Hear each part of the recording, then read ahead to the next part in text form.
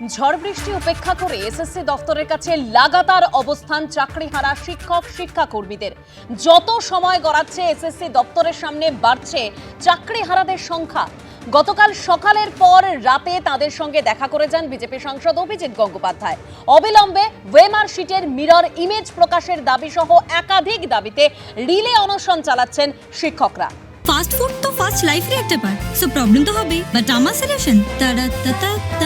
5 দশক ধরে গ্যাস অম্বল ও পেটের সমস্যার একমাত্র সমাধান গ্যাস নল। এসএসসি দপ্তরের কাছে লাগাতার অবস্থান চাকরিহারা শিক্ষক শিক্ষাকর্মীদের। যত সময় গড়াচ্ছে এসএসসি দপ্তরের সামনে চাকরিহারাদের ভিড় তত বাড়ছে। গতকাল সকালের পর রাতে তাদের সঙ্গে দেখা করে গেছেন বিজেপি সাংসদ অভিজিৎ গঙ্গোপাধ্যায় এবং অবিলম্বে ওয়েমার শিটের মিরর ইমেজ প্রকাশের দাবি সহ একাধিক দাবিতে রিলে অনশন চালাচ্ছেন শিক্ষকরা।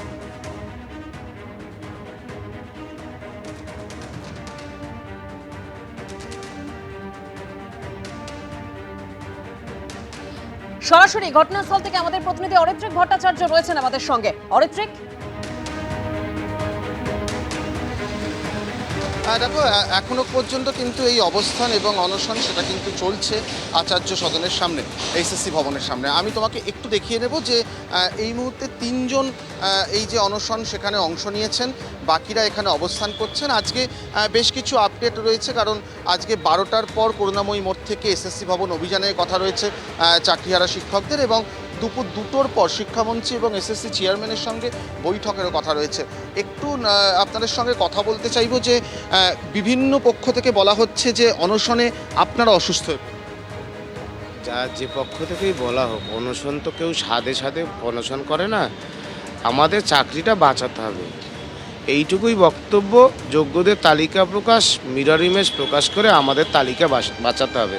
আর আজকের যে মিটিংয়ের কথা বলছেন মাননীয় শিক্ষামন্ত্রীর সঙ্গে, সেই মিটিংয়ে আমাদের ডাকা হয়নি। তারা কাদের সাথে মিটিং করছে? যোগ্যদের সাথে। এই প্যানেলের যারা যোগ্য শিক্ষক শিক্ষিকা এবং শিক্ষাকর্মী রয়েছে তাদের কাছে প্রশ্ন, মাননীয় শিক্ষামন্ত্রী কাদের সাথে মিটিং করছেন? আমাদের চাকরি বাঁচাতে হবে। মুখ্যমন্ত্রী স্কুল সার্ভিস কমিশনের চেয়ারম্যান কিভাবে বাঁচাবেন আমরা জানি না।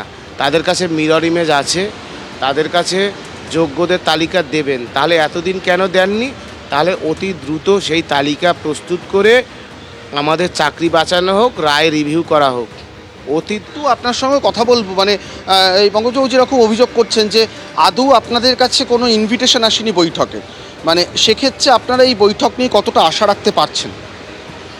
না, আমরা তো এখন পর্যন্ত কোনো খবর পাইনি যে বৈঠকে আমাদের যেহেতু কোনো রকম জানানো হয়নি, সেহেতু সেই বৈঠকে কতটা ফলপ্রসূ হবে সেটা বলা সত্যিই কঠিন। কারণ আমরা বিগত দিনগুলোতে দেখেছি যে সমস্ত আন্দোলন হয়েছে সেই সমস্ত শিক্ষক শিক্ষাকর্মী যারা ছিল তাদের মধ্যে একটা বিভেদ সৃষ্টি হয়েছে। সরকার আমাদের মধ্যেও এক প্রকারের বিভেদ সৃষ্টি করার চেষ্টা করছে, এবং সেই বিভেদ সৃষ্টি করে আমাদের যে ক্ষমতাটাকে ক্ষয়িষ্ণু করা হচ্ছে সরকারের পক্ষ থেকে, সেটাকে একদম ধিক্কার জানায়। আর আমরা আপনাদের মাধ্যমে এটাও জানাতে চাই যে আপামর শিক্ষক শিক্ষিকা ও শিক্ষাকর্মীদেরকে যে আপনারা ভাবুন যে আমরা যে পরিস্থিতির মধ্যে দিয়ে আছি, যে অনশনটা করছি একমাত্র আমাদের নিজের দাবি দেওয়াকে আদায় করার জন্যই, এবং সেটা আমরা যার কাছে যে নিয়োগকারী সংস্থার পরীক্ষা নিয়েছে তার কাছে সমস্ত তথ্য আছে। ওনার কাছে যদি আমরা এই দাবিটা আমরা যদি ঠিকঠাক সবাই মিলে রাখতে পারি, তাহলে আশা করি আমরা ফল একদম ঠিকঠাকই পাবো। বুঝতেই পারছো, এবং শুধু এনারা 3 জন অনশনে বসেছেন বটে। আমি আমার সঙ্গে সহকর্মী প্রবীরকে দেখাতে বলবো যে আরও অনেকে কিন্তু এই গোটা চত্বর জুড়ে অবস্থান করছেন, এবং শুধুমাত্র আজকের বৈঠক নয়, এবং বৈঠক নিয়েও একটা দ্বিধা তৈরি হয়েছে, কারণ অনেকেই বুঝতে পারছেন না বৈঠকে কাদের ডাকা হয়েছে।